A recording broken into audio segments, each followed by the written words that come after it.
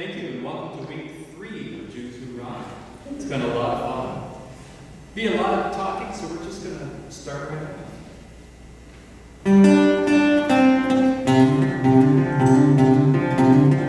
I thought I was on through in fairy tales. It meant someone else, but not for me. Love was out to get me. That's the way you see. This is one of my dreams. Then I saw her face. Now I'm a leader. Now I'm afraid. I'm out of my mind. I'm in love. Ooh, I'm a believer. I can leave her if I try. I thought I was less than giving. Seems the more I gave, the less I got. What's the use in the run? All I'm getting is me. I got friends. Then I saw her face. Now I'm a believer. Not afraid. Down my life. I'm in love. Ooh, I'm a believer. I can leave her if I try. Then I saw her face. Now I'm a believer. Not afraid. Down my life. I'm in love.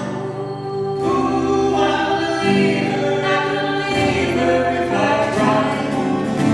Then I saw her face. Now I'm a believer. Not afraid. Down my life. I'm in love. Ooh, I'm a believer. I can leave her if I try.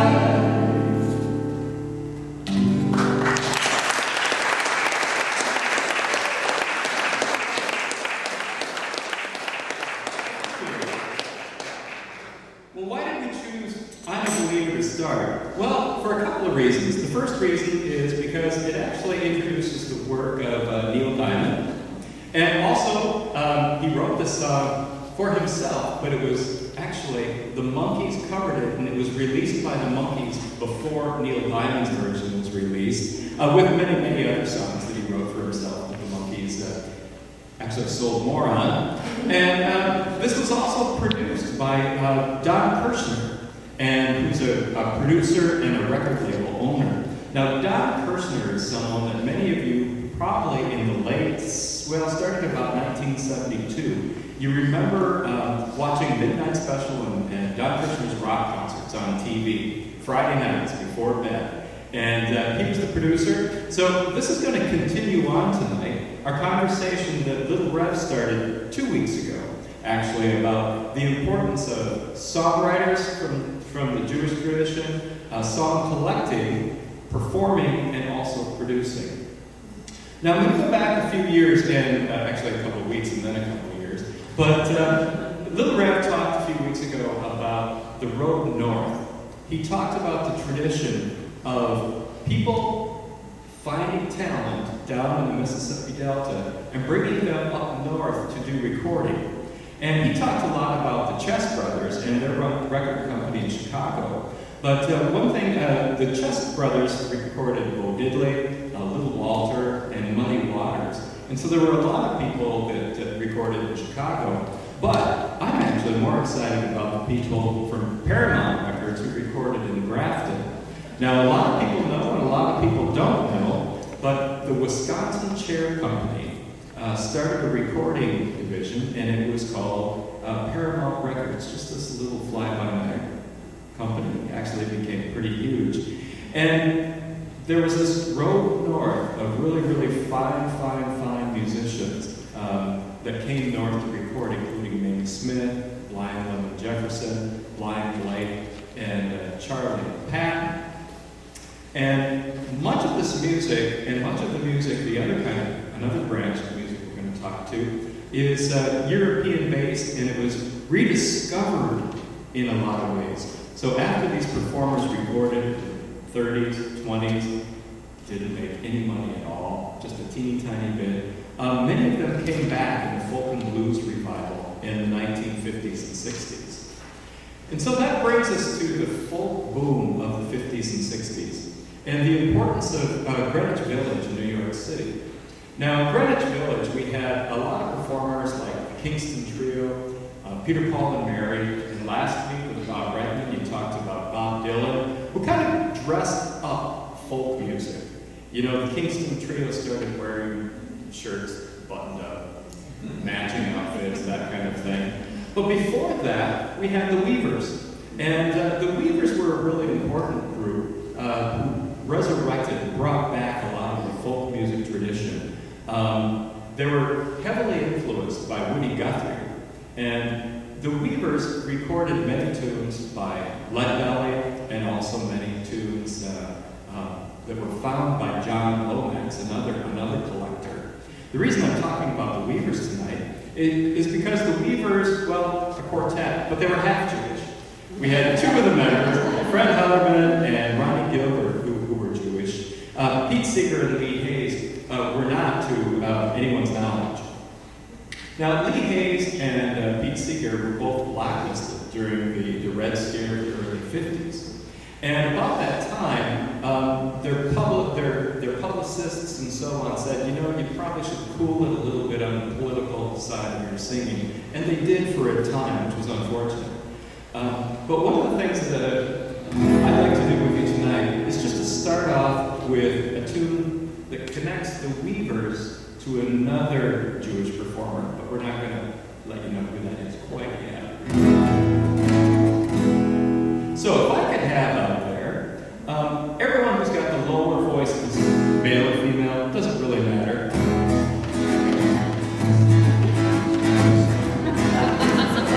You know where we're going?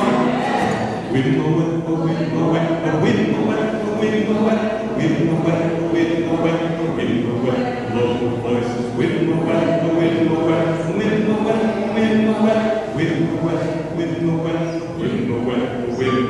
now those of you with the higher voices,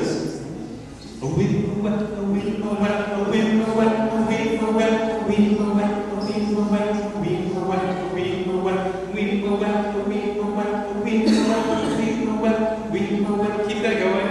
Join low voices.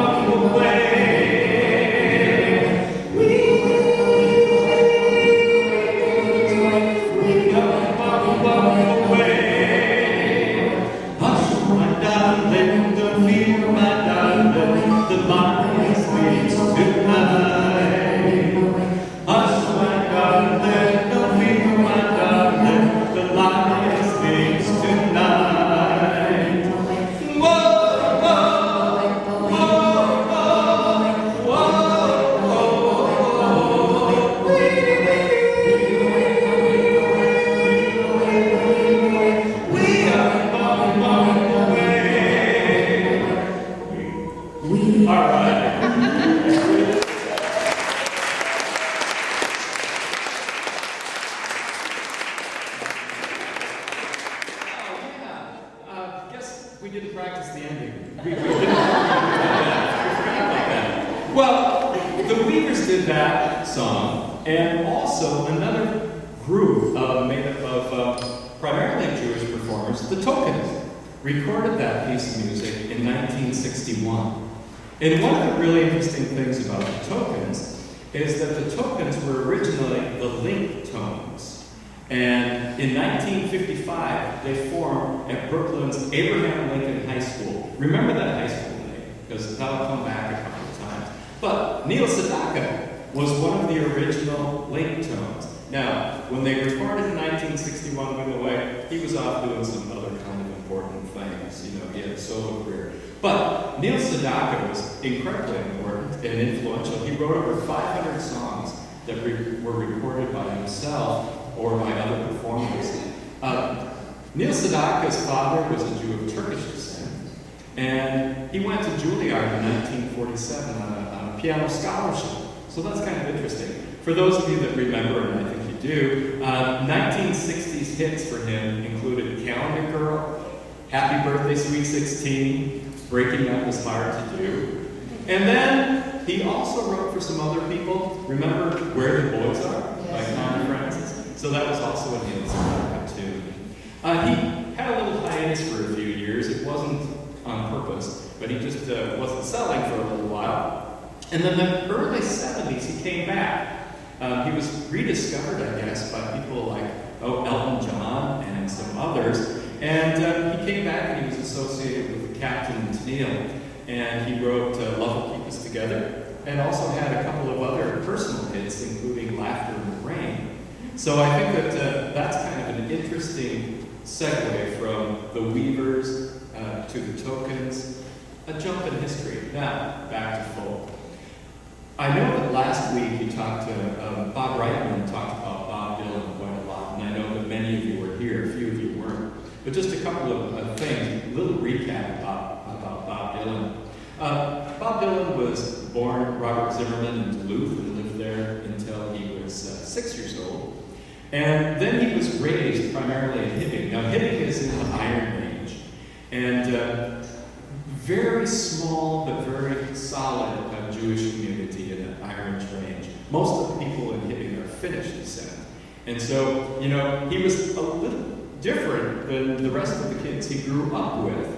And I know that I grew up in southern Minnesota in a small town called Marshall. And I know that there was one Jewish family in Marshall, and they owned the meat packing plant.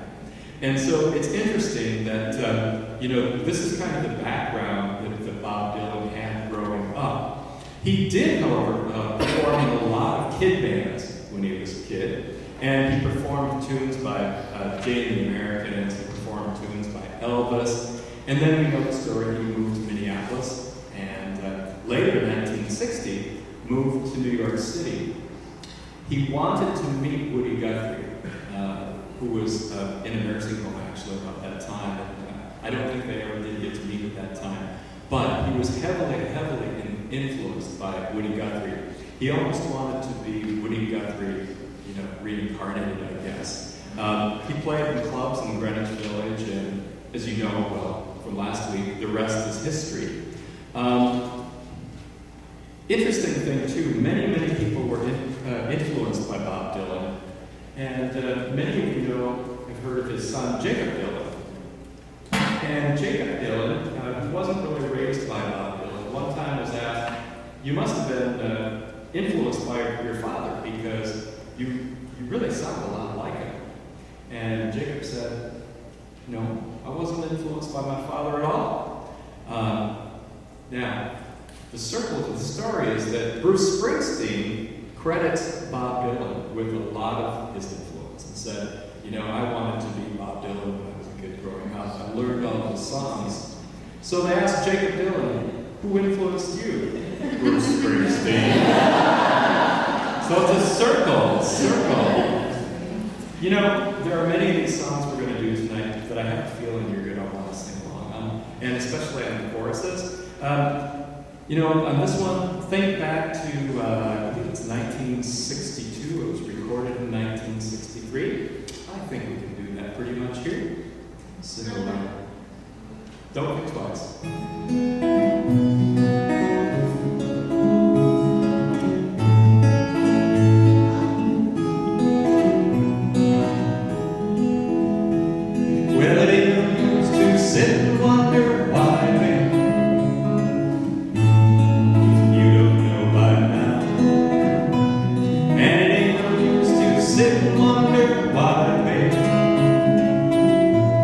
It'll never do so.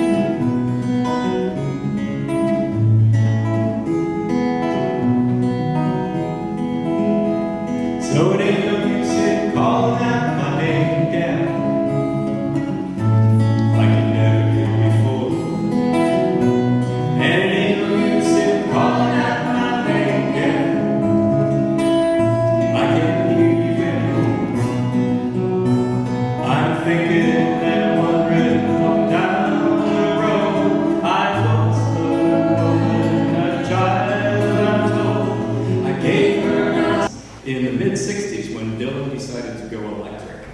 And the band was a Canadian-American band that was originally known as the Hawks, and they backed a rockabilly performer named Ronnie Hawkins. So it was Ronnie Hawkins and the Hawks. I never heard Ronnie Hawkins personally. I don't know, maybe some of you did. I didn't. But a really important member of that band is Robbie Robertson, Canadian-born. He was born Jamie Robert Kleggerman in 1943. Father was Jewish, and according to Robbie, his mother was primarily of Mohawk descent. And so he was ranked by Rolling Stone magazine as number 59 in the list of top greatest 100 guitar players of all time. And he wrote some really important songs that the band did and many others did afterwards too. One of them was The Night They Drove Old Dixie Down. I think we remember that one.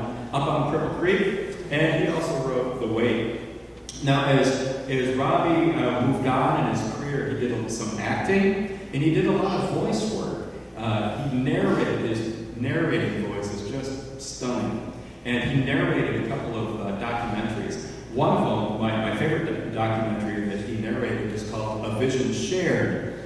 And A Vision Shared is a study of Woody Guthrie and Leadbelly. So again, he's influenced by these people, and Bob Dylan was influenced by these people, and that cycle kind of continued.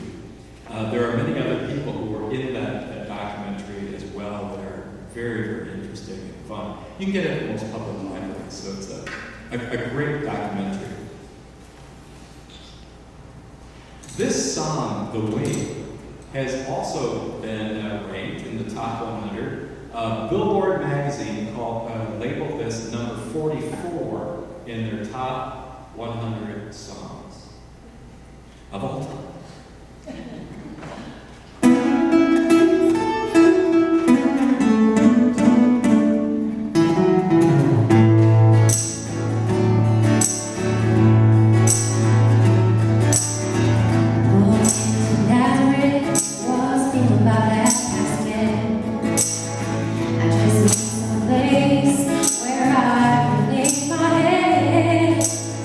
Hey, mister, can you tell me where I'm at?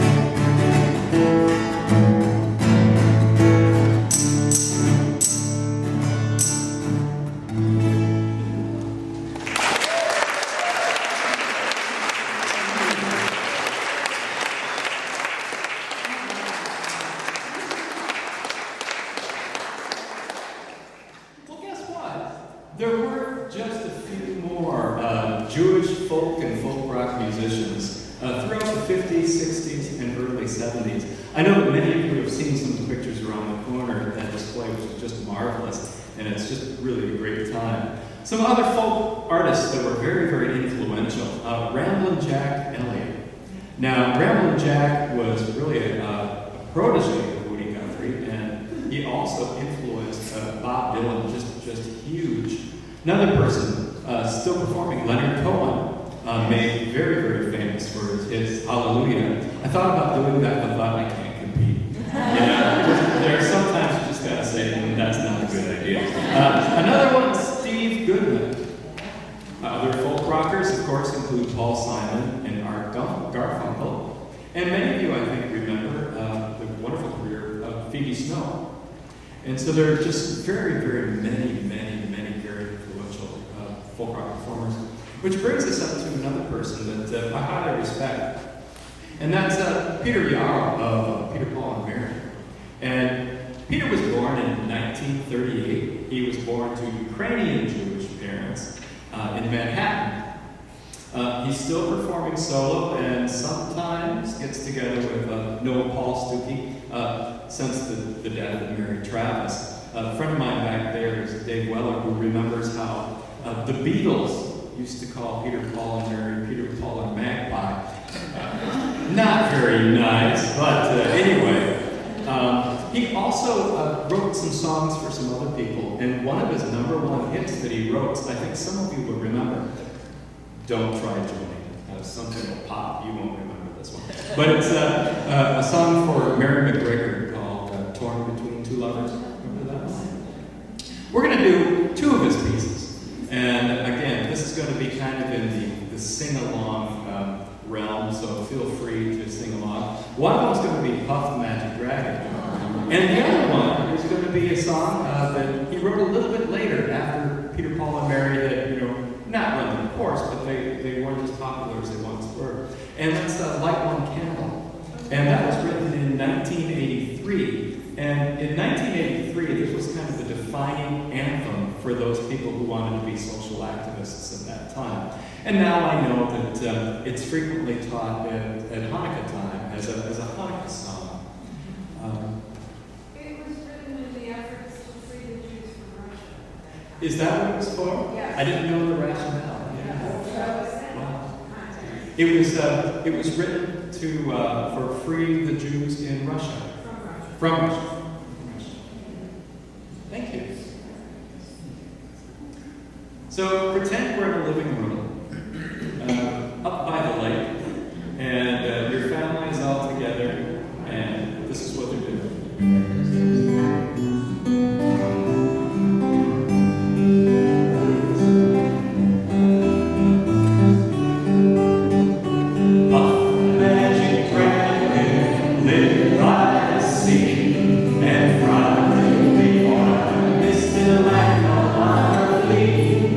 Little Jackie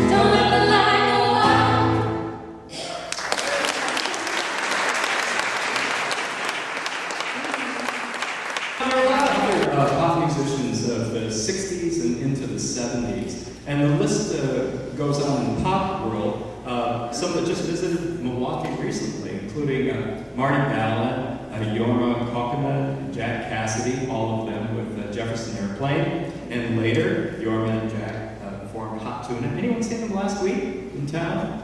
They were at I think it was the Pabst, could have been the Riverside. Another person, not the basketball coach, but David Black, who was Jay of Jay and the Americans, who opened for the Beatles and Rolling Stones. A name that you'll probably recognize from Chicago, Michael Bloomfield, who was with Paul Butterfield Blues Band. Al Cooper, another blues musician, multi-instruments, not to be confused with Alice Cooper. Totally different people. Robbie Krieger, who was the guitarist for the Doors, another influential Jewish musician. Gary Lewis and the Playboys. Manfred Mann. And another one in this list is Mama Cass. Now, Mama Cass was born in 1941, and her name was Ellen Cohen. And of course, she was one of the mamas and papas. She died of a heart attack in 1974. And so I'm here to dispel the rumor she did not die while eating a ham sandwich. She did have a heart attack, but we know that there was that legend that went around. She was inducted into the Hall of Fame, Rock and Roll Hall of Fame in 1998. She got the music bug when she was working in Greenwich Village as a coat checker at the Showplace. So a club in Greenwich Village where she was working. And of course, Greenwich Village was the place of the bohemian scene. It was the center in the 1950s and kind of became a folk place also in the 1960s. Some of the people that were there, some of the poets include Allen Ginsberg, Maya Angelou, Dylan Thomas. Some of the musicians would include Love and Spoonful, Carly Simon, Joni Mitchell, and so on and so on. So she was surrounded by these really, really fantastic musicians and people that were thinking big thoughts, writing poetry, reading poetry. This is Dream a Little Dream, Moms and Papas.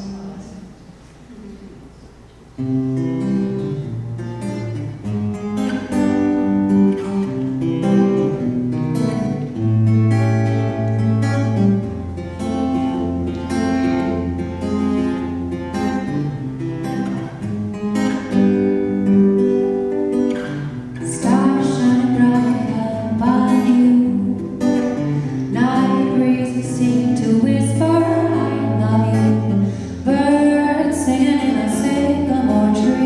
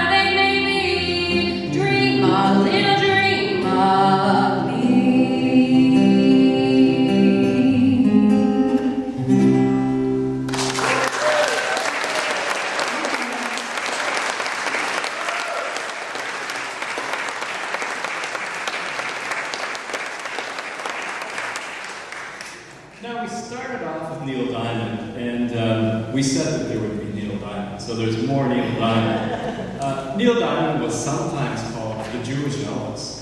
And just a couple of stats about Neil Diamond, because they really are pretty impressive. He's sold well over 125 million records. He's the third most successful contemporary adult artist, right behind Barbra Streisand and Elton John. Kind of interesting there.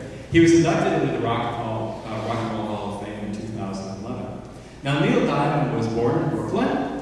Guess what high school he attended? Abraham Lincoln High School. So, you know, that was the one to go to. And he had a Russian and Polish Jewish family influence. So his father was a dry goods merchant. Again, like I said earlier, he wrote a lot of songs in the early 60s that were performed by others. Some were intentionally written for others, and some people just beat him to the songs. Elvis recorded songs. Jane and the Americans recorded his songs. The Monkees recorded several of his songs. And Cliff Richard also recorded several of his songs. You'll remember the late 60s and early 70s hits like Sweet Caroline, Holly Holly, Cracklin' Rose, and of course, Song Sung Blue. He had a long time record, the longest running record for sold out arena shows, which is just amazing. So he's still performing, but the venues have gotten a little bit smaller. Had a horrible back problem, and has been plagued with that, but still going as strong as he can. This is one that I remember performing at the Hanging Forest Cafe. Remember that one, Paul? The Hanging Forest Cafe in 1979. This was not one of his biggest hits, but it's one that I've always liked. This was redone into kind of a radio style a few years later. Not sure what year that would have been.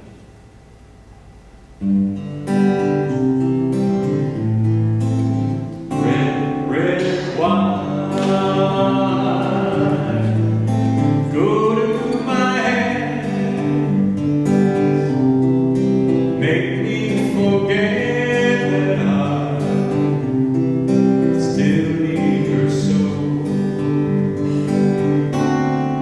Red, red wine.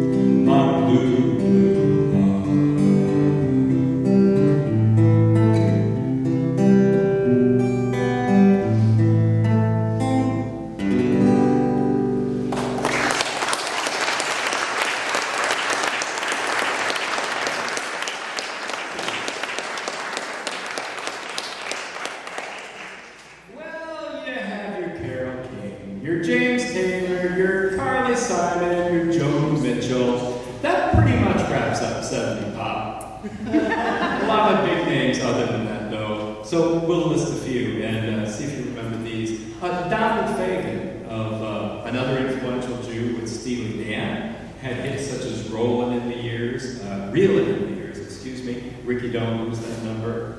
Album called Asia did very, very well. Geddy Lee. Now, Geddy Lee is the lead singer of Rush from Hamilton, Ontario. He's in there, and he's characterized as having a very, very high tenor voice. Some of you also remember him from a couple of comedy records where he was the one that sang, "Take off to the great white north." Anyway, he was on and I did the best I could with that. Geddy Lee's name is really Gary, but he was nicknamed Geddy because that's how it sounded when his mother said his name. David Lee Roth. David Lee Roth was the first lead singer of Van Halen. David Lee is in there too. I was really planning to do a David Lee Roth tune tonight, but my pink lame spandex pants are including, so I wasn't sure if that was going to work. Interesting little tidbit though about Van Halen. Eddie Van Halen, of course, is this phenomenal guitar player, just unbelievable technical things. And his brother, Alex, is a drummer. Well, when they were kids growing up, they switched. So Eddie started out as the drummer, and Alex started out as the guitar player. Good thing for them, they traded. Some others that are around the corner, very influential, Gene Simmons and Paul Stanley of Kiss. And so, still performing as they can after many heart bypasses and these kinds of things that they're still able to do. But one of my favorite performers still, and favorite performers of all time, is Mark Knopfler. And Mark Knopfler with his brother David, they're actually Scottish Jews, but they were in the band Dire Straits that really launched MTV. Their song, "I Want My MTV," that little lick was sung by Sting, but Dire Straits launched that video era. Another person who's around the corner is someone named Dee Snider. And Dee Snider was the front person of the band Twisted Sister. They did some teen anthems, like "We're Not Gonna Take It." Dee Snider actually filed his teeth to a point so he looked more fierce. He's having cat since. All right, Carole King. Carole King was actually born Carol Joan Klein in 1942 in Manhattan. And she wrote many, many songs with her husband. She was married to her husband at that time at 17 years old, Jerry Goffin. And she has been called the most successful female songwriter between 1955 and the 1999. So extremely successful. Her list includes 4 Grammys, Songwriters and Rock and Roll Hall of Fame. In the late 50s, she actually performed and recorded demo records with Paul Simon when they were both very, very young. They were friends. She also wrote for, I mentioned Don Kirshner a little while ago. Don Kirshner had a record company called Dimension Records. And when Carole King was quite young, she wrote some songs for Dimension Records, including The Locomotion by Little Eva, Up on the Roof. It was originally done by the Drifters and later James Taylor, I believe. And she also wrote You Make Me Feel Like a Natural Woman, that was made a hit by Aretha Franklin. She also wrote one for the Monkees. We've got a little bit of a monkey theme tonight, which was Pleasant Valley Sunday. I'm sure a lot of you can remember singing along to that one. Who did she hang out with? Well, she hung out a lot with James Taylor and Joni Mitchell. And, there was this legend about relationships and some stress involved there. James Taylor, of course, was married to Carly Simon, who was the owner, whose father was the owner of the publishing company Simon Schuster. And so that's kind of an interesting little bit. But Carly Simon had the song You're So Vain, which was her #1 hit. She's never said who it's really about. Mick Jagger is a contender because he was singing backup on it, but James Taylor could have been a contender too, her husband at the time. Say again? Warren Beatty? That could be too. My goodness. It's a little frightening, all these vain men.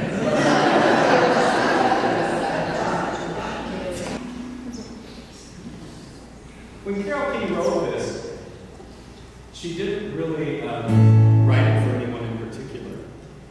She ended up recording it, and James Taylor said, you know, I'd really like to record that.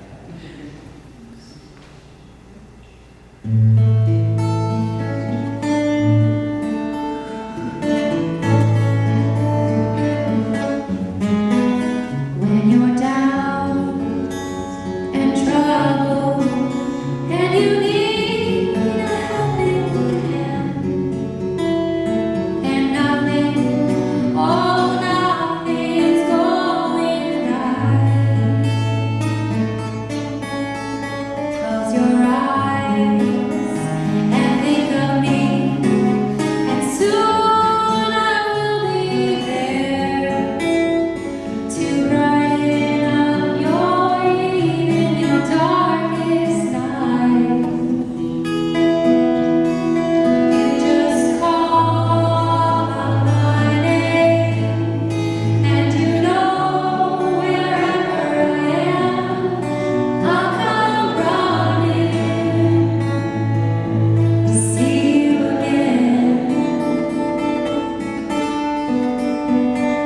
Winter, spring, summer, fall, all you got to do is call, and I'll be there. Yes, I will. You've got a friend.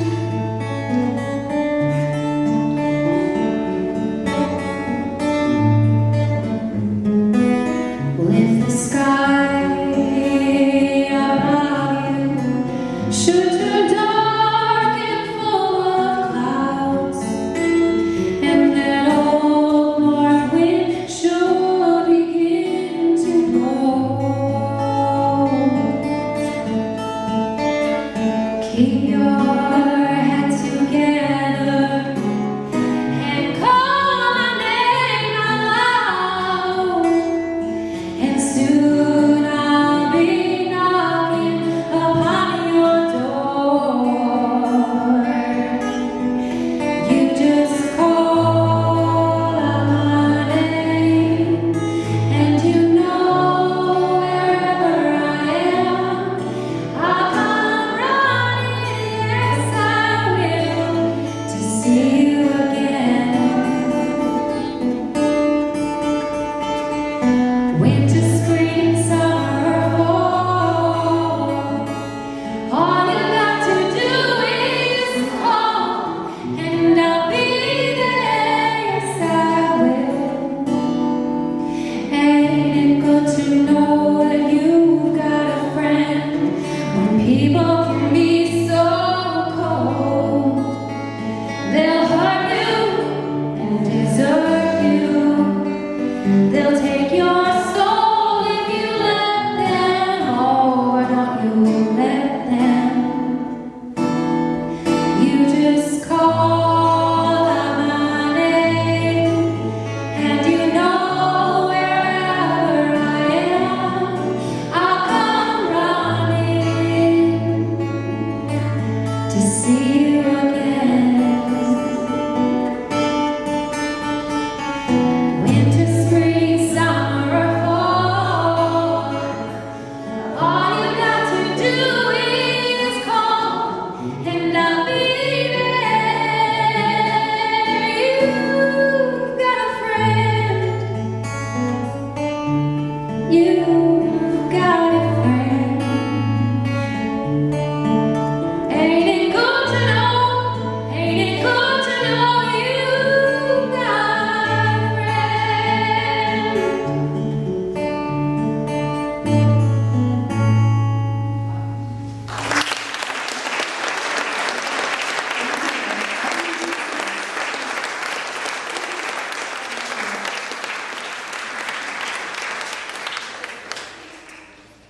There are a couple of really pretty famous converts to Judaism as well. One of those that is under the category of, well, you sure don't look Jewish, is Sammy Davis Jr. Another one is Jim Croce, who died much, much too early.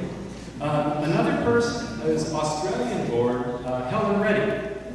And Helen Reddy was called the queen of 1970s pop. And she was best known for her famous feminist anthem, I Am a Woman.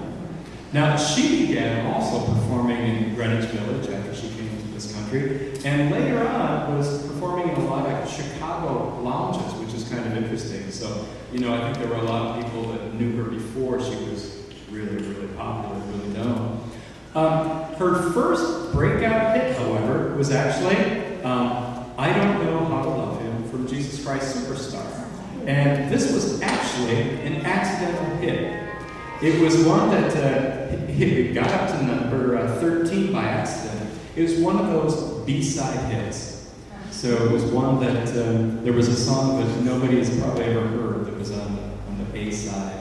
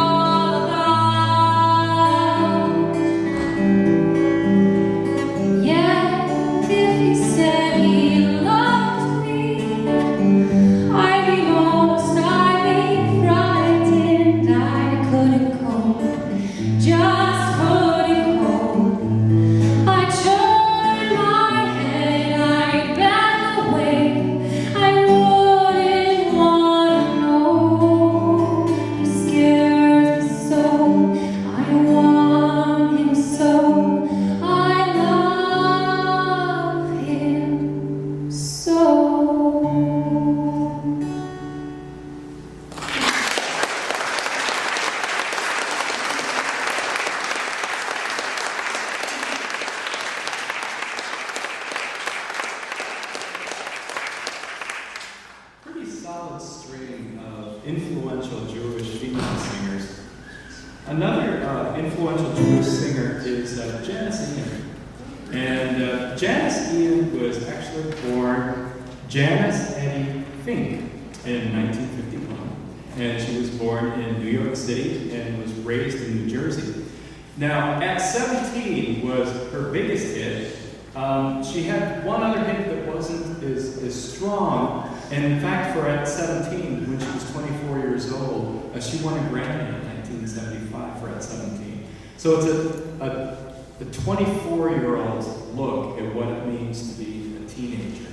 And how things just aren't really fair. Now, later on, Janice continued her career, but became an indie artist. So she had her own record labels, recorded for smaller record companies.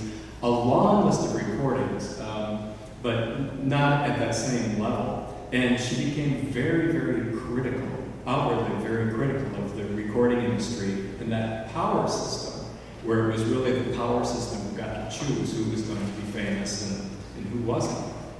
So this is Janice at 17.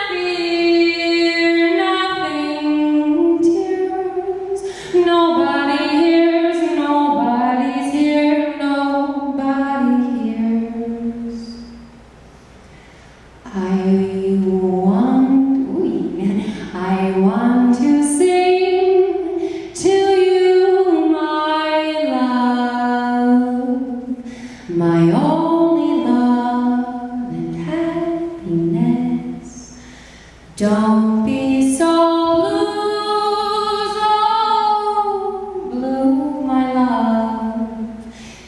Take off your shoes, take off my dress. I want to sing to you, my love, my only lover and happiness. Don't be so blue, my love. This too shall pass. This too shall pass.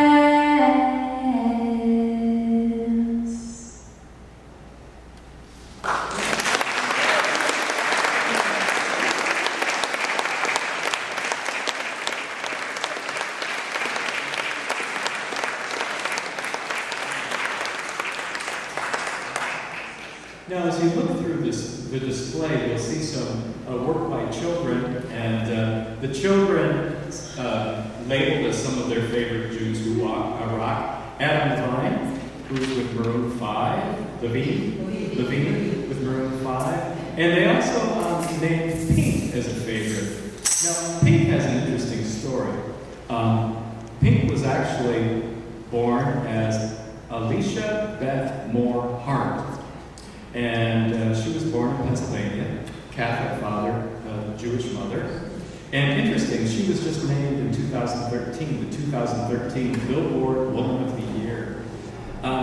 It's interesting, if some of you have seen video clips of Pink performing, it's incredible. Like, it's like watching Cirque du Soleil. She's stringing, you know, on zip cords and flipping and doing flippity-doos and all of that kind of stuff. No shock, her first love when she was a kid growing up was that she wanted to be a gymnast. Scott, So, are you going to do that? I'm not going to do that. That outfit is also at the dry cleaners, or I'm sure that. Another really influential female Jewish performer is Annie Franco. And Annie was born in 1970 in Buffalo. And most of her songs feature social justice themes. She sings about racism, sexism, homophobia, war, poverty. And she's really considered to be a current feminist icon. She received the Woman of Courage Award from National Organization of Women in 2006, which is really recognized for her social justice items. You have an Annie Franco song you're going to do for us, I right? was just trying to figure out my microphone situation. I think this will work. Okay, and this is going to be Next Bold Move. You want to get a little more hot? Is that okay? Yep. Put up a little bit. Next bold move.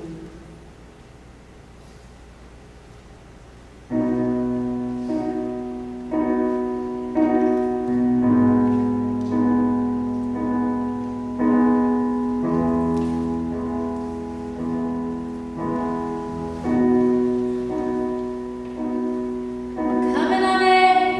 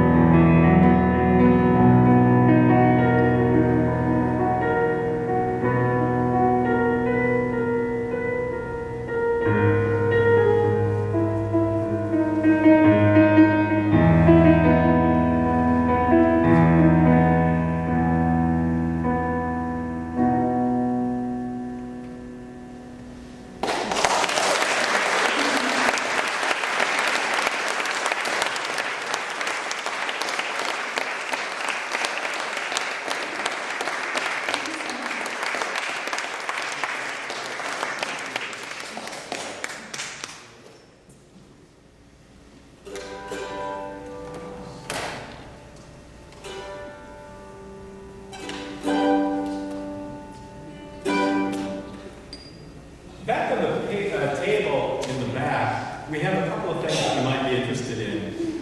We talked about earlier about the inspiration of Martin Jack Rosenblum, Marty, and the rock and roll certificate program in rock and roll studies.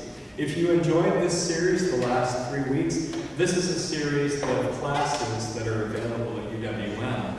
Now, not all of them are available for this, but on the back of the first page, there are quite a few courses that are able to be taken for senior audit. The senior audit program, and I see a couple people nodding, is just a fabulous, fabulous program at UWM. A couple of courses you can take include American Popular Music, and for fall, that's going to be Tuesday and Thursday mornings, 11 to 12:15. Jillian Roger will be teaching that. And also Tuesdays and Thursdays, 2 to 3:15, Jillian will be teaching that. And so those are available this fall. And also a favorite class, one that I've taught several times, Martin taught several times, Little Rev taught several times, is American Folk and Popular Music. And that's Thursday evenings in the spring, 7 to 8:50. So that's another one that's a lot of fun to take and you might have a good time taking. We also have UWM calendar. Want to hold that up? Or list of events? Well, Both, calendar and list of events. Ellen, thank you for bringing that. yeah. And that gives a lot of ideas of what we do at UWM, what kind of concerts you can see. Right. Over 350 events Correct. each year. But in this Festival of the Arts. This is from 13-14. So this will be, because we haven't quite gone to print yet with our 14-15 schedule. So you can just take a look at this. You'll have our website, our Facebook, you'll have all the information that you'll need to connect to us, to find out what we're offering this year. But you can also take a look at what happened last year and get a sense for what you could attend in the upcoming year. So. How many have joined us for this whole journey for all 3 evenings? Quite a large number. I hope you've enjoyed it, and I think it's been a lot of fun for us to put together. We're going to close with a song that came from that first night, so we're going to finish off in kind of ABA form. So this is a song that Jim Lieben learned from Big Bill Broomsey, and Little Rev learned this from Jim Lieben, and I learned this from Little Rev about, I don't know, probably 10 years ago when we were working at a camp. And it's a tune that you have a line in. So every time you hear having a good time, you get to repeat having a good time. It'll come back to you.